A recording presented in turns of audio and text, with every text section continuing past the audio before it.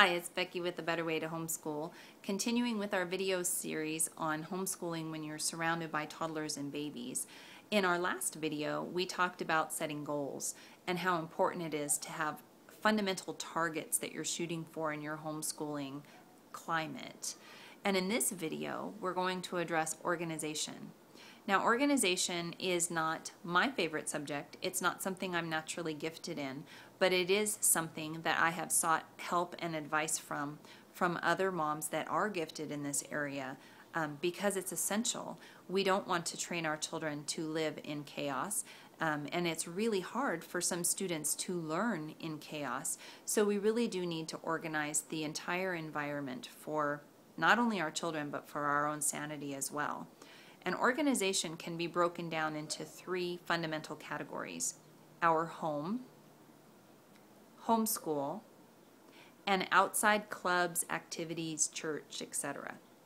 When it comes to homeschooling, and your house needs to be somewhat in order, at least the homeschooling area needs to be put in order.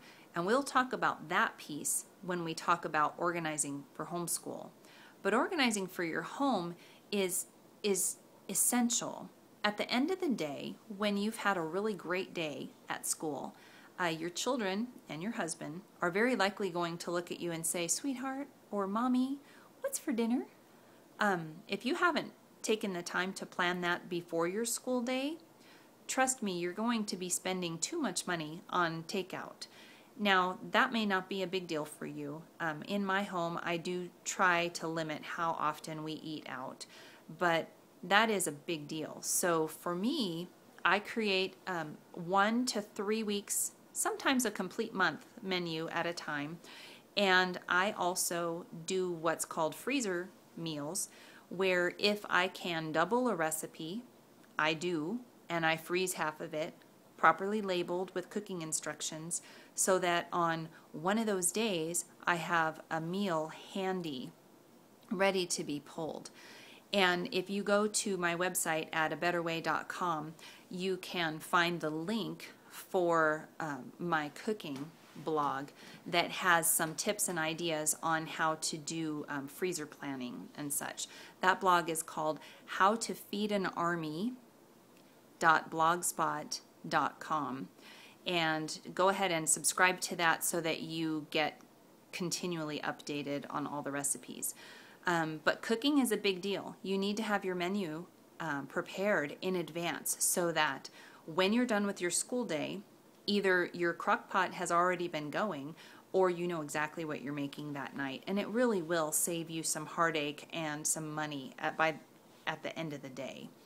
The other part of your day that you should consider organizing are the chores and the tasks within the house.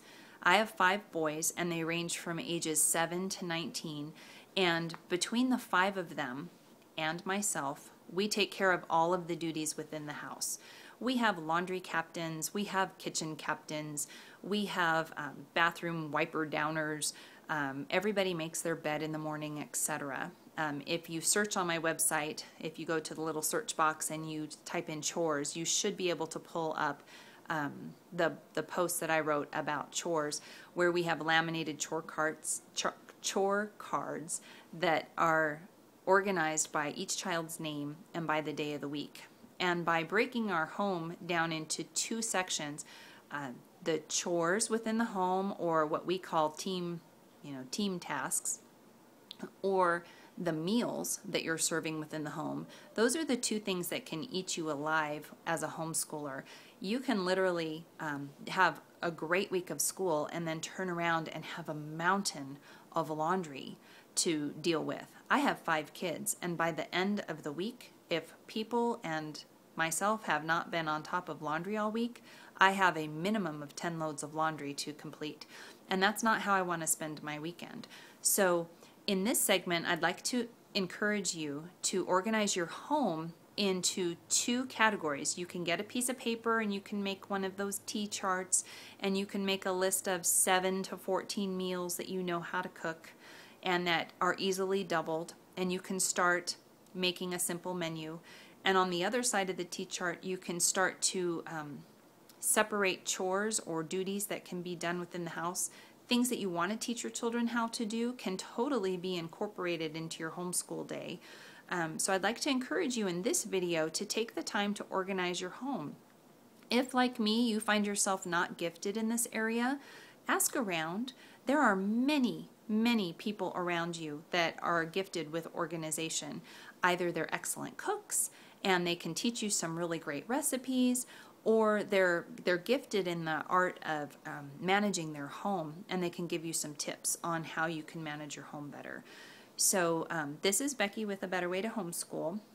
In the next video, we'll be talking about how you organize your homeschool stuff and move on. So anyway, have a wonderful day in the Lord, and I hope you are enjoying the journey of training your kids to be lifelong learners.